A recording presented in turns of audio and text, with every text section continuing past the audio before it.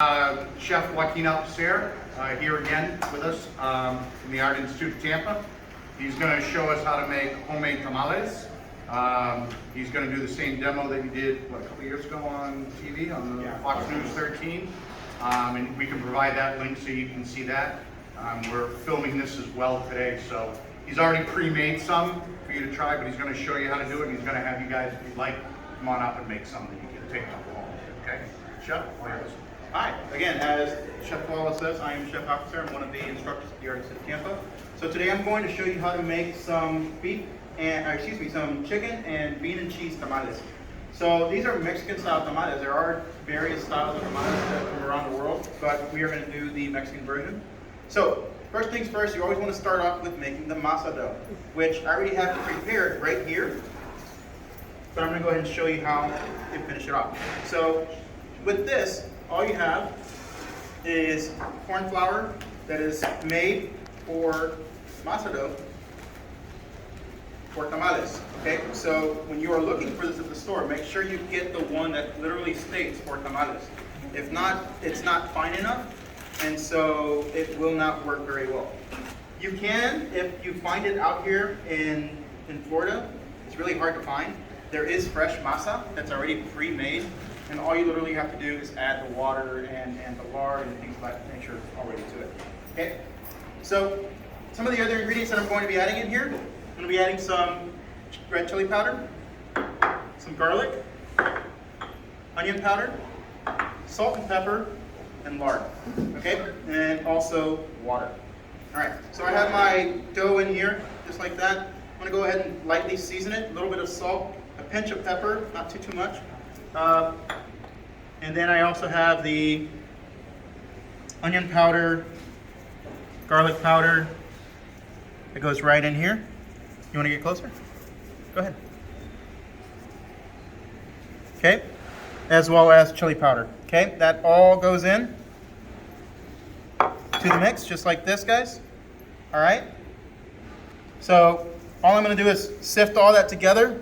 I may need to add a little bit more red chili powder to this.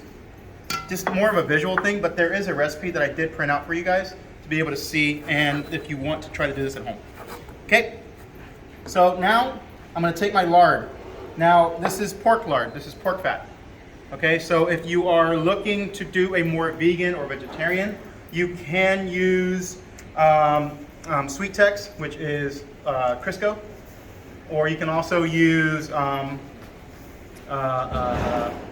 what's the name of that, chef? I would just use Crisco. Yeah, Crisco would probably be the best thing. So, emulsified vegetable shortening. correct. Show off. So all I'm doing now is cutting the lard into the flour, okay, into the corn flour, just like this. All right, all I'm doing is squeezing it in there. Wait, Boston just came out, sorry. Okay, squeeze it in there, and then I'm just trying to knead the flour into the lard. Then here I have some warm water.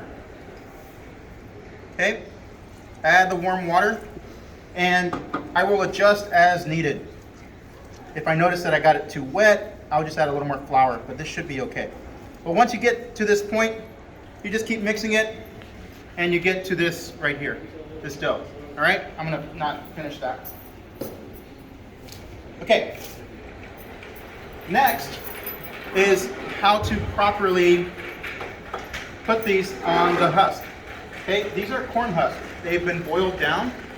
They are literally the shells that come off of the corn. Okay, they've been dried out, and then I reconstitute them in boiling water just to get them nice and soft again. I'm actually going to go ahead and pass one of these around because I'm going to talk about the differences on this. So when you are trying to spread this masa onto the tamal, there's a smooth side and then there's a rough side. Okay, you're going to see that the smooth side is a nice silkiness on it, where the outside is nice and rough, or excuse me, a little rough. So when you're spreading the dough, you want to make sure that the dough goes on the inside, all right, where it's nice and smooth. If you put it on the outside, it's going to be really hard to remove the masa once it's fully cooked. Okay, I'm gonna go ahead and show you 2 different versions on how to do this. My grandma taught me how to use a spoon. You know, so this is actually one of my grandma's recipes on how to make tamales. So all you do is take your dough, and the dough itself is nice and pliable.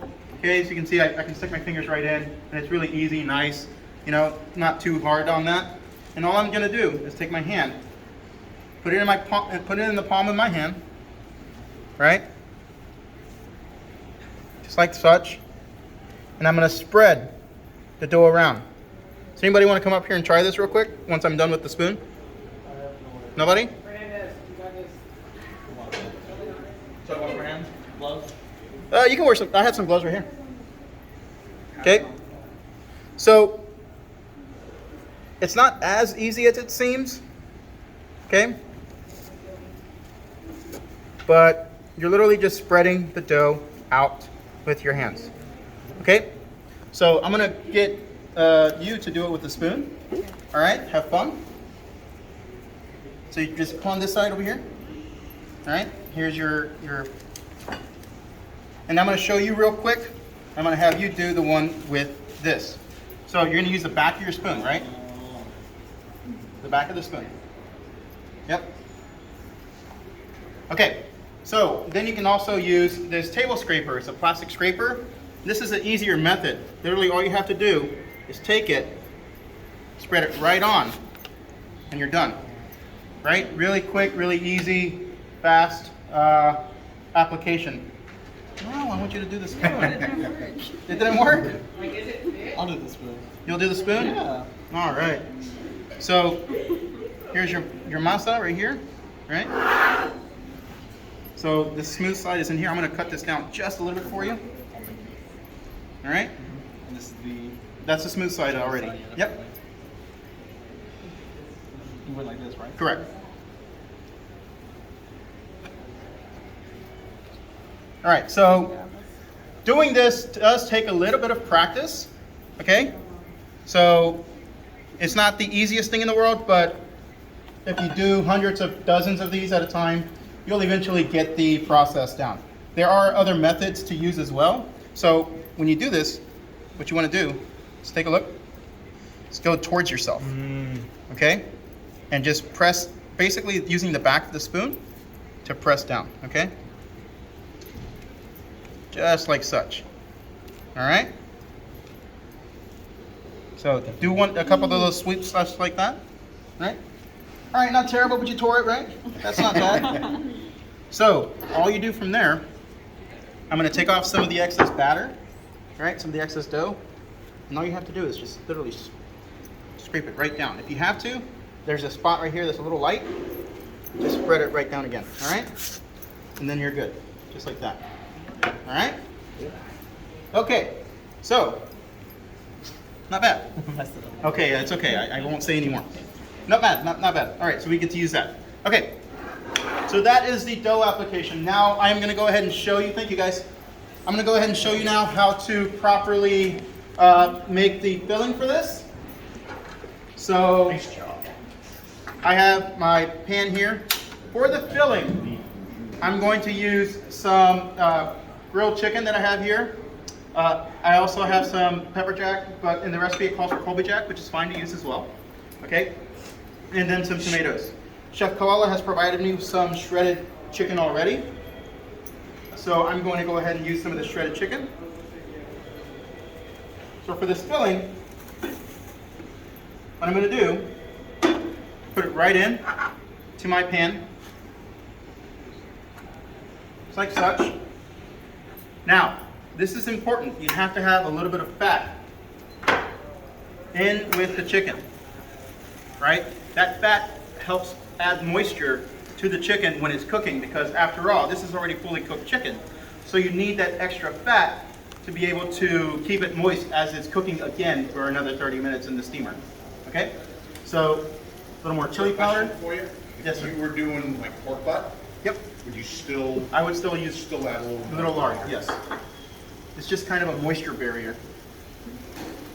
Traditionally, my family, we use hog's heads. So what we do is we actually take the whole hog's heads, we boil them down, chop them up, tongues, eyes, everything, brain.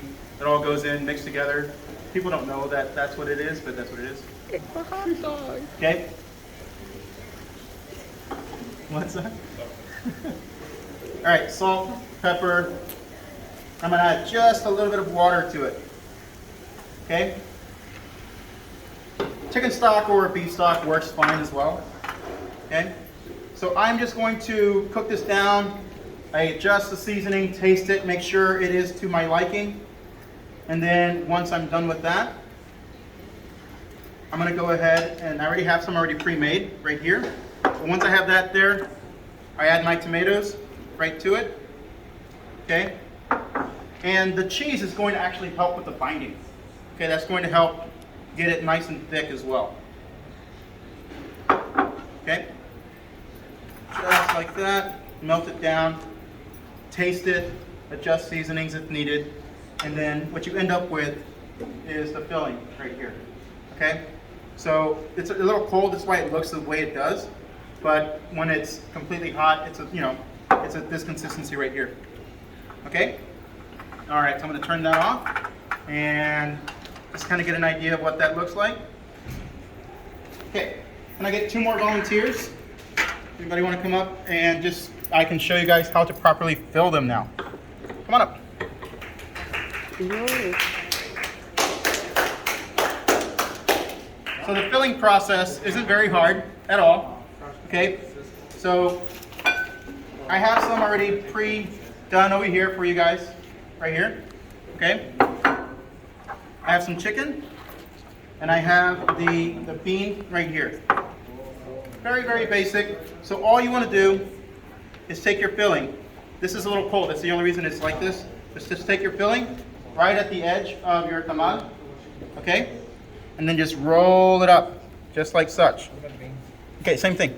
So grab some chicken, grab some beans. All right. And so over here, it's okay, you guys can keep filming over there. Over here is a pot. So I have a vessel underneath here. That pot itself, I just have some screen racks in here for the pizza racks because this is what you guys have here, which is fine. Okay, all I'm doing is creating a little steamer. So down here, I'm going to have the boiling water going, and this plate here has a couple of husks. It goes straight in here. You guys have a steamer here at the base, so I was able to use a steamer versus having to use this vessel, but at home, this is the best way to do it. If you have this little steamer box at home, great way to do it as well. Okay? So once I have all my tamales filled up, all I'm going to do is take these, little bit of the husk on the bottom. I have a little bit of aluminum foil. This is just to kind of help keep them all the way up. So as these are being filled, all I'm going to do is take them and then just stack them around the foil. Okay? And just layer them. You can do several different layers on there. If you have a taller pot, you can stack maybe 2 or 3 layers. So that way you can do maybe 3 to 4 dozens at a time versus just doing 1 or 2. Okay? Once I have this done, I'm just going to take my husk, the extra husk that I have behind, put them around just like such. This is just to help keep the steaming within the tamal at all times. Okay? Cover it up, simmer it for about 30 minutes. Now, in my family, my grandma had a very big superstition when she was cooking tamales. Her thing was you cannot go to the bathroom while you're making the tamal. Because if you went to the restroom, you used the restroom to do whatever your business, they would be ruined because they would go sour from the cooking process. Just kind of one of those little Mexican superstitions. So I try to hold tradition within that just because I don't believe in it whatsoever. But for my grandmother's sake, I do that, right? Okay, once these are steamed, you have it all out, ready to go. And you end up with 2 tamales. I have 2 here. These are the ones that you guys are gonna try. So all you wanna do is take them and unravel them, all right? I've seen plenty of people who try to eat the husk. This is not edible, right? Not edible. So we have the chicken on one side and the beef on the other. I really do want you guys to try them out here in just a second. And that is the most basic but yet complex way to make tamales. If anybody is interested in a recipe, by all means, do them at home. Again, Chef Coelho says he can send you the link on the video I did for the Fox News, and it gives it a little bit more of a structured detail on how to properly make these. Questions, guys? Nobody? I'm sorry? You did this in Fox News? Yes. I can send you guys a link on that, so. All right. Great job, Chef, thank you. You guys hungry?